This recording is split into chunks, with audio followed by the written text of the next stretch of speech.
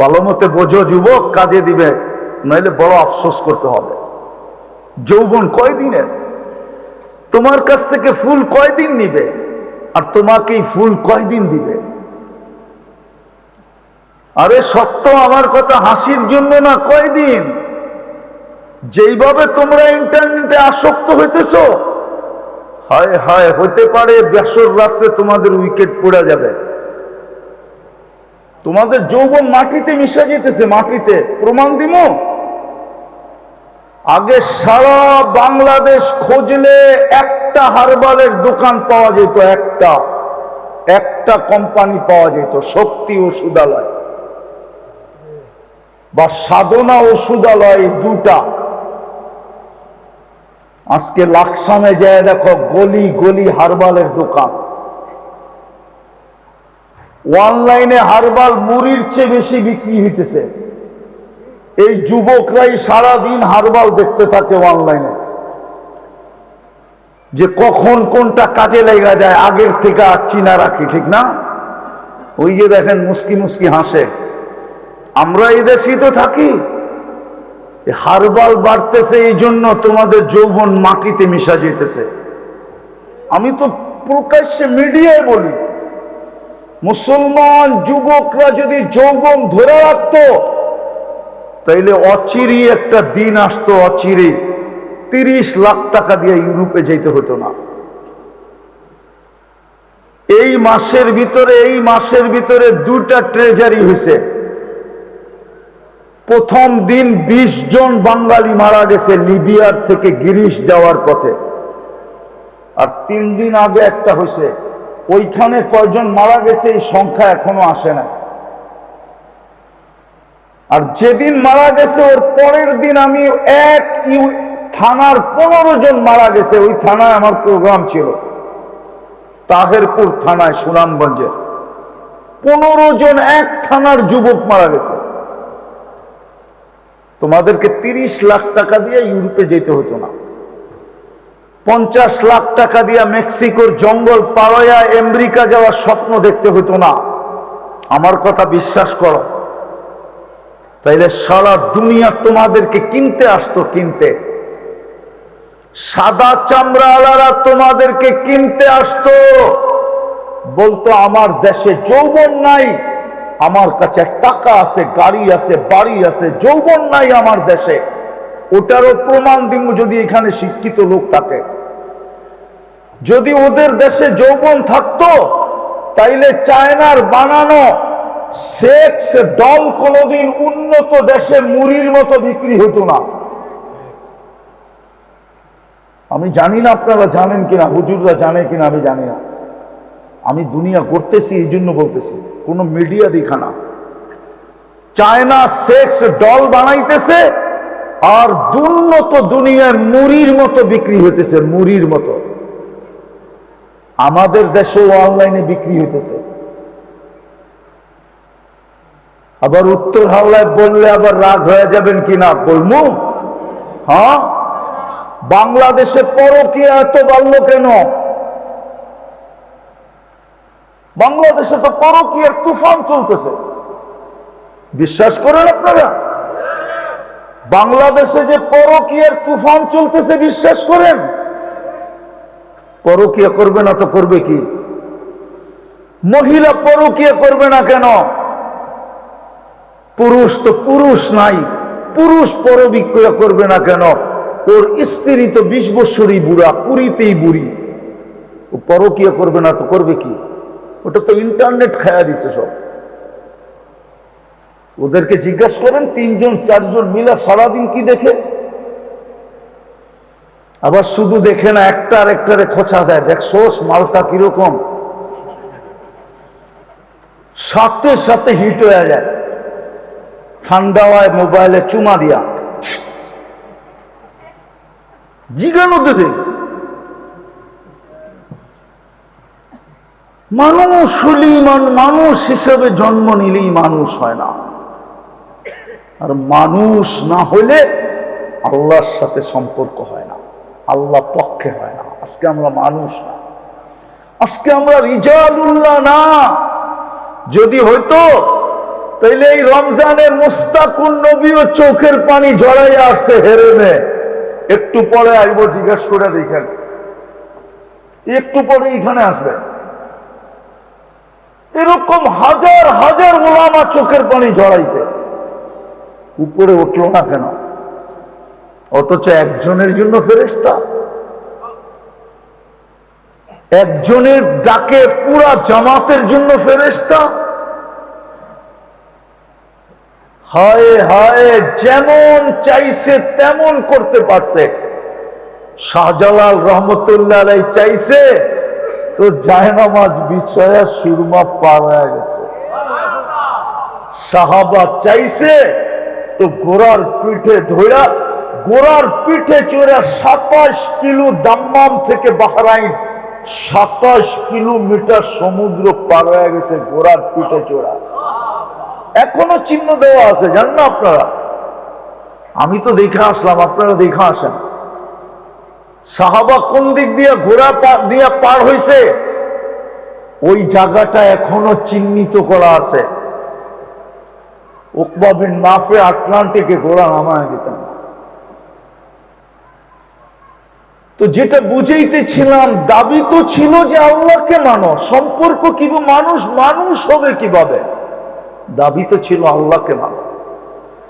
কিন্তু প্রশ্ন উঠা যাওয়ার কারণে আল্লাহ দাবি ঘুরে দিছেন, আমার বন্ধুকে মানলেই হবে, বন্ধুর আদর্শে আদর্শবান হইলেই চলবে। আমি এই জন্যই একটা আয়াতের ছোট সূরা, এটা শেষ আয়াতটা পড়ছি, ইন্না শানিআকা হুয়াল আবতার। আজকে মুসলমান সুখী হইতে চায়, কিন্তু ভাবে সুখ মনে হয় টাকার ভিতরে, কিন্তু টাকাওয়ালার কাছে দিলে দেখা যায় ওইখানে সুখের বিন্দুও নাই। তারপরে ভাবে বুঝি ক্ষমতার ভিতরে, ক্ষমতা পাইলেও দেখা যায় ওইখানে বিন্দু নাই। না না না, রব্বে কাবার কসম, এই উম্মত ওই পর্যন্ত মানুষ হবে না, ওই পর্যন্ত সুখী হবে না, যতক্ষণ পর্যন্ত মুহাম্মদুর রাসূলুল্লাহর রঙে নিজেকে রঙিন করবে না, রঙে রঙিন করবে না। রঙে রঙিন না করবে, ইন্না শানিয়া ইন্না আ'তাইনাকাল কাউসার ফাসাল্লি লিরাব্বিকা ওয়ানহার ইন্না শানিআকা হুয়াল আবতার। এটাই ঘোষণা যে বন্ধু আপনার উম্মত সুখ চায়, শান্তি চায়, সুখ চায়, শান্তি চায়। আমি ওই দিকে যেতে চাই না। হায় হায়, আল্লাহর তো অঙ্গীকার ছিল যে তোদেরকে আমি মাথায় রাখবো, মাথায়। আনতুমুল আলাউনা, এটাই বুঝায় যে আল্লাহর কুদরতি মাথায় আমাদেরকে রাখবে। আজকে মুসলমানের মতো নির্যাতিত, নিষ্পেষিত, ঘৃণিত কোনো জাতি দুনিয়াতে নাই। এই জন্যই তো আমাদের যুবকদেরকে আমরা পায়ে ধরে আনতে পারতেছি না। আমরা বলে যাব, কিন্তু এই যুবকরা চুলের স্টাইল কোনোদিন চেঞ্জ করবে না। যদিও আমি হাসানের জন্য বলতেছি না, এই যুবকরা আমাদেরকে বলুক, আমাকে বলুক, ওদের চুলের স্টাইল দেখা উত্তর হাওলার কোন মেয়ে বলছে আই ডট ডট ইউ, বলুক ওরা। আরে মনে হয় বোঝেই না ইংরাজি। আরে বুঝছো, তোমাদের চুলের স্টাইল দেখা উত্তর হাওলার কোন মেয়ে বলছে আই ডট ডট ইউ। আর ওদের চুল নিয়ে ট্রোল করে মেয়েরা, কিরে কাউয়া কাটিং কই পেলি, কিরে তোরে বদনা কাটিং কে কেটা দিল, কিরে বাটি কাটিং কোন থেকে আনলি। 10 থেকে 12টা মেয়েদের কাছে চুলের কাটিং আছে ওদের। মেয়েরা ট্রোল করে পিছের থেকে 2-3টা মিলা। হ্যাঁ, প্রেম করবে তো দূরের কথা, উল্টা তো ওদেরকে নিয়ে মজাক করে। আমরা বললে কি হবে যে মুহাম্মদুর রাসূলুল্লাহর স্টাইলে চুল কাটো, দুনিয়াতে টাকা বাজবে আর হাউজে কাউসারে হাত পাতার সুযোগ হবে। কসম খোদার যুবক, হাউজে কাউসারে যখন তুমি পৌঁছবে আর আল্লাহর রাসূল যখন পানি পান করাবে আর প্রমাণ করে দিবে এই পেট জান্নাতে যাবে আর দোজখে যাবে না, কেননা হাউজে কাউসার যার ঠোঁটে লাগবে ওই ঠোঁট জাহান্নামে যাবে না, না, না, না, না। প্রথম সিদ্ধান্তই এটা হয়ে যাবে, যাবে না, ওইখানেই সিদ্ধান্ত হবে। আমি সব জায়গায় চলে আসছি, আর লম্বা করতে চাইতেছি না। সুখের জন্য তো মন্ত্র দিলেন, মানুষ হওয়ার জন্য তো আমাদেরকে মন্ত্র দিলেন মুহাম্মদুর রাসূলুল্লাহ সাল্লাল্লাহু আলাইহি ওয়াসাল্লাম। উনার আদর্শে আদর্শবান হওয়া, উনার রঙে রঙিন হওয়া। আমার মনে হয় এই জন্যই ইমাম বুখারী আলাদা হয়ে গেছেন। বলেন তো কবরের প্রথম প্রশ্ন কি? কি? আরে জোরে বলেন। মান রব্বুকা, ঠিক না? সবাই একমত? কে কে একমত দেখি? মামা, আপনাদের একজনের সাথে ইমাম বুখারী একমত না, ইমাম মুসলিমও একমত না। ইমাম বুখারী আপনাদের সাথে একমত না। কবরের প্রথম প্রশ্ন মান রব্বুকা না, ইমাম বুখারী বলে, আমি বলি নাই। বুখারী শরীফে লেখা আছে, আমি বানায় বলতেছি না। কিতাবুল জানায়েজ ৫ম নম্বর পারা, কিতাবুল জানায়েজে আছে এই হাদিস। বুখারী শরীফে ইমাম বুখারী ১০ বার আনছেন কমসে কম। হ্যাঁ হ্যাঁ, ইমাম মুসলিমও ওনার সাথে রহমতুল্লাহি আলাইহি, উনিও এই মত। কবরের প্রথম প্রশ্ন মান রব্বুকা না।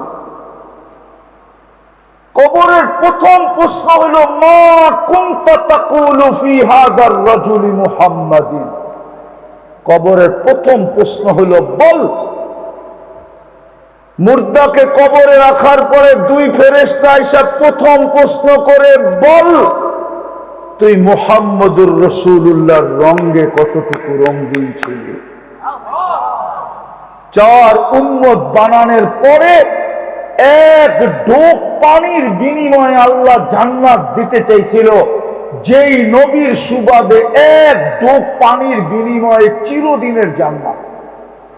মানেন? মানেন তো না। রমজানে ইচ্ছা করলে এক ঢোক পানি দিয়ে আপনি চিরদিনের জান্নাত কিনা নিতে পারতেন। এটা মুহাম্মদুর রাসূলুল্লাহর উম্মতের ফ্যাসিলিটি ছিল। মান ফাত্তারা সাইমান শুরবাতা মা ফালাহু ইতকু রাকাবাতিন। যে এক ঢোক পানি দিয়ে কোন রোজাদারকে রোজা খোলাইলো, আল্লাহ গ্যারান্টি দিতেছেন সে যেন নিজেকে জাহান্নাম থেকে মুক্ত করলো করলো করলো করলো। জাহান্নাম থেকে মুক্ত হলে কই যাবে? আরে বলেন না। কার উম্মত হওয়ার কারণে? মুহাম্মাদুর রাসূলুল্লাহর উম্মত হওয়ার কারণে। ফেরেশতা জিজ্ঞেস করবে, বল তুমি উনার রঙে কতটুকু রঙিন ছিলা। বলো ওনার রঙে, আগে প্রমাণ করো ওনার রঙে কতটুকু রঙিন ছিল। যার উম্মত হওয়ার কারণে তোমার কাঁধে 4 স্টার লাগায়া দিয়েছেন আল্লাহ। যার উম্মত হওয়ার কারণে তোমাকে খায়রে উম্মত ঘোষণা দিল। যার উম্মত বানানোর জন্য তোমাকে আল্লাহ কুদরতি হাতের ছোঁয়া দিয়া বাছাই করলো। হুয়াজতাবাকুম। যার উম্মত হওয়ার কারণে কিয়ামতের দিন তোমাকে আল্লাহ শুহাদা আলান নাস বানাইল। যার উম্মত হওয়ার কারণে তোমাকে কিয়ামতের মাঠে আল্লাহ দাঁড়াইতে দিবে না। কেননা কিয়ামতের মাঠে যারা দাঁড়াবে ওরা সব আসামি দাঁড়াবে। সাক্ষী আর আসামি কোনোদিন এক জায়গায় দাঁড়ায় না। কিয়ামতের দিন তো এই উম্মত আল্লাহ ডান পাশে স্টেজে দাঁড়াবে। আমি লিখি নাই, জালালউদ্দিন সুয়ুতি রহমতুল্লাহ আলাইহি দলিল সহ লিখছে। দরকার হইলে ওনার কিতাব মোতালা করে দেখতে পারেন, কিন্তু আমি কিতাবের নাম বলবো না। আপনি পড়েন ওনার কিতাব, কোথাও না কোথাও পাবেন। সর্বপ্রথম প্রশ্ন তো হলো ওনার রঙে কতটুকু রঙিন বলো। এটা ইমাম বুখারী বলে। আপনারা বলেন মান রব্বুকা, ঠিক না? আমিও বলি মান রব্বুকা, কিন্তু ইমাম বুখারী রহমতুল্লাহ আলাইহি বলে না। ইমাম মুসলিম বলে না। হায় হায়, যদিও আবু দাউদ শরীফে আছে মান রব্বুকা প্রথম জিজ্ঞাসা করবে, এটাই আমাদের সমাজে প্রচলিত হয়ে গেছে। মুহাম্মদুর রাসূলুল্লাহ যদি প্রচলিত হতো তাইলে কমসে কম 15 বৎসরের ভিতরে 1 বৎসর হইল এই মাঠে শানে রাসালাত হতো। আমার যুবকরা মুহাম্মদুর রাসূলুল্লাহ চিনত, আমার মা বোনরা মুহাম্মদুর রাসূলুল্লাহ চিনত। আপনাকে স্লোগান দিতে হতো না, সংসদে আইন চাই এই স্লোগান আপনাদেরকে দিতে হতো না। লাকসামে কি বলে মিছিল করতে হতো না, নোয়াখালীতে মিছিল করতে হতো না, বাংলাদেশে মিছিল করতে হতো না। যদি মুহাম্মদুর রাসূলুল্লাহকে জাতি চিনত তাইলে কাদিয়ানি এই দেশে পাড়াখাড়ি সুযোগ পেত। ঘর বানাইছেন, দরজা দেন নাই, চোর ঢুকবে না তো কি ঢুকবে? বাড়ি জমিন কিনছেন, বাউন্ডারি দেন নাই তো প্রতিবেশী আপনার ভিতরে ঢুকবে না তো কে ঢুকবে? আমার কথায় রাগ হয় না, আমি কাদিয়ানির পক্ষে বলতেছি না, আমার সমাজের অবস্থা বলতেছি। আমার যুবকরা জান্নাত চিনে না, আমার সমাজে জান্নাত বয়ান করা হয় না। আমার যুবকরা যদি জান্নাত চিনত, আমার বিশ্বাস ও কোনোদিন 14 তারিখ উদযাপন করতো না। কেন? জান্নাতে 14 তারিখ হবে ডেলি 100 বার। কয়শো বার? এখন হয় কয়বার? বৎসরে কয়বার? জান্নাতে ডেলি হবে 100 বার। এখন যৌবন কয়টা? আরে বলো না, কয়টা? জান্নাতে প্রত্যেক পুরুষকে আল্লাহ 100 পুরুষের যৌবন শক্তি দিবে। পাওয়ার ব্যাংকে বইরা রাখার জন্য ডেলি 100 বার ব্যবহার করবে, 100 বার। ফিডার খায়, কিচ্ছু বোঝে না। ডেলি কতবার ব্যবহার করবে? একটু পর পর ভিডিও কল আসবে, তাল ইলাইয়া, দুনিয়ার ডিজাইন একটা, জান্নাতে কোটি কোটি ডিজাইন বানায় রাখছে আল্লাহ। একটু পর পর কল আসবে, ভিডিও, তাল ইলাইয়া, আমার কাছে আয়, দেখা যা ডিজাইন কিরকম বানায় রাখছে। হাদিসে আছে হাসি দেখা পিশাব পর্যন্ত 30 বছর হুশ হারায় ফেলবে। লাড্ডু হয়ে যাবে, লাড্ডু, খালি তাকায় থাকবে। ফোনের ভিতরে গালে চিমটি দিয়া বলবে খালি হাসি, বাকি খুলা দিলে তো তুই মরেই যাবি। দেখা যায়, মনে হয় বোঝে টোঝে না কিছু, ঠিক না? আর বলবে আরবিতে আলাইসা লাকা ফিয়া রাব্বা, খালি হাসি, আর কোনো আকর্ষণের জিনিস নাই। কোরআনে লেখা আছে আকর্ষণের জিনিসের কথা, তর্জমা করা যাবে না, লেখা আছে কাওয়াইবা আতরাবা, আরো লেখা আছে, তর্জমা করলাম না। তো হুজুররা যা বুঝার বুঝলো আর কি। বলবে আমার ভিতরে আকর্ষণের আর কিচ্ছু নাই। আল্লাহ রসুল বলছে পাও খুলা দিলে সূর্য চিরদিনের জন্য আলো হারায় ফেলবে। বয়স্করা বলুক না, উপরে খুললে কি অবস্থা হইব? আটটু উপরে যদি খুলে দেয়, আল্লাহ রসুল বলছে লাউ বাযাগা সাবআতি আবহুর লাসারা আযবা, সব সমুদ্রে থুতু দিলে পানিগুলো মধুর মতো মিষ্টি হয়ে যাবে। বলো যুবক, ওই ঠোঁটে চুমা দিলে কেমন হবে? না, মনে হয় বোঝে টোঝে না কিচ্ছু।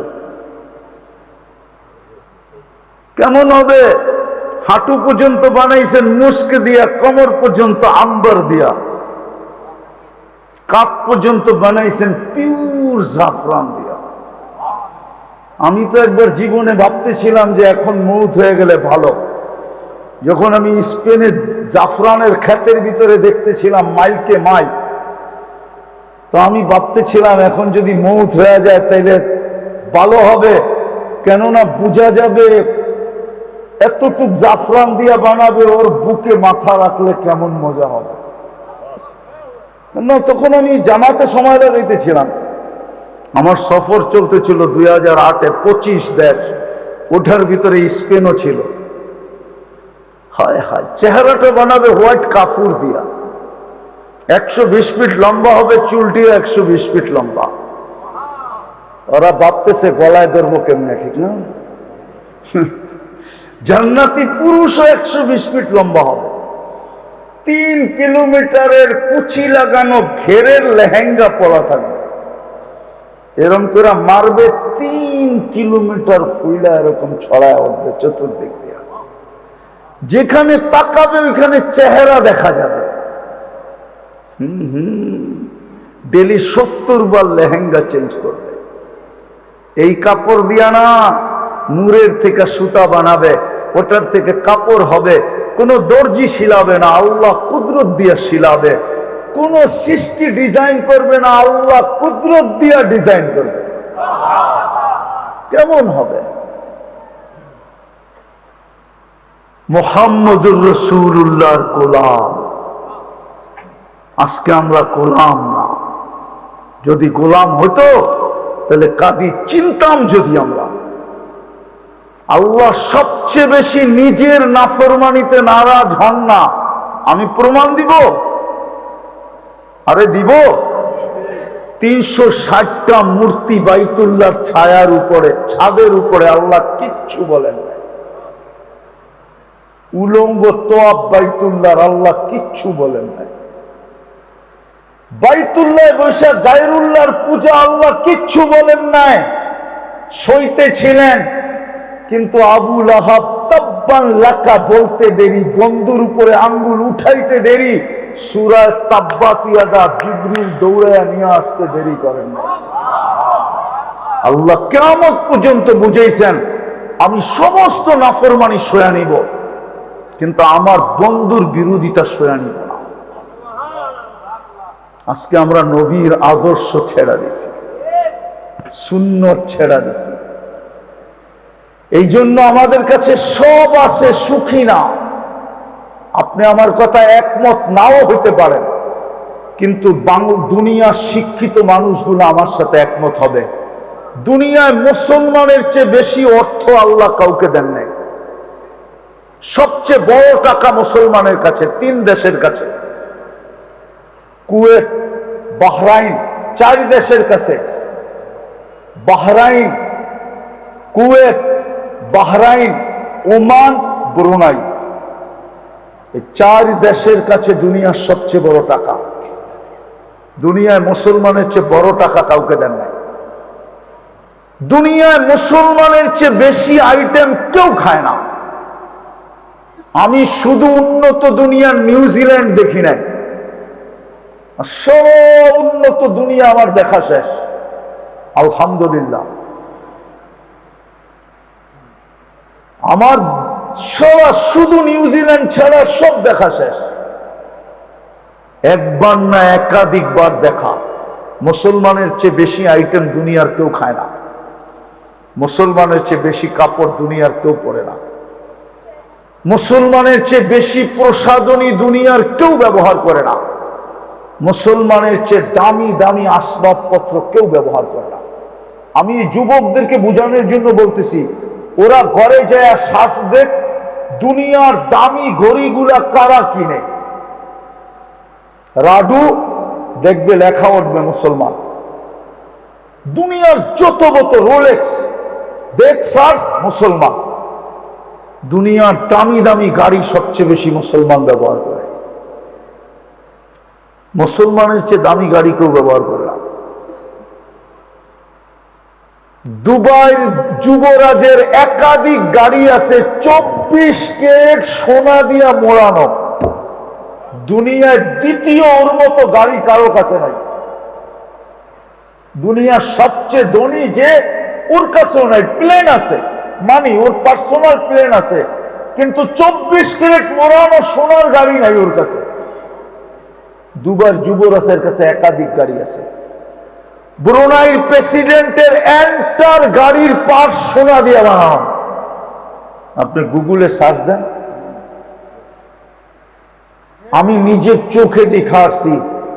ইংল্যান্ডে রানী এলিজাবেথের বাড়িও এত বড় না, ব্রুনাইয়ের প্রেসিডেন্টের বাড়িতে 400 কামরা, যেটা ইংল্যান্ডে আছে। মুসলমানের চেয়ে দামি জিনিস কারো কাছে নাই। তারপরও মুসলমান নির্যাতিত কেন? দুনিয়ার 70% সম্পদ মুসলমানের কাছে, সবকিছু আল্লাহ মুসলমানকে দিয়ে রাখছে।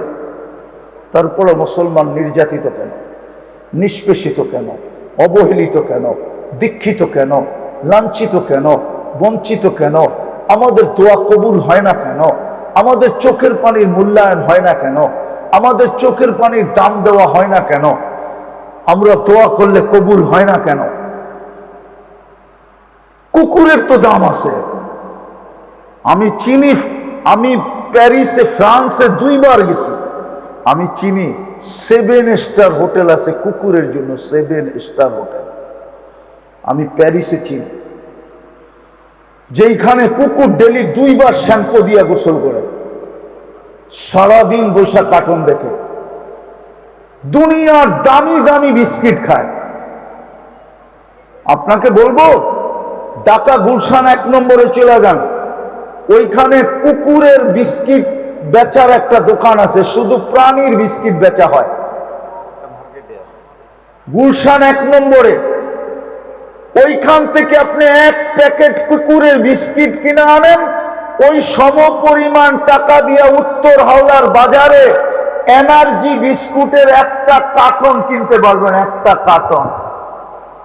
বিশ্বাস হয় না আমার কথা? 1 প্যাকেট বিস্কিটের টাকা দিয়া। কুকুরের দাম আছে, হায় হায় মুসলমানের দাম নাই।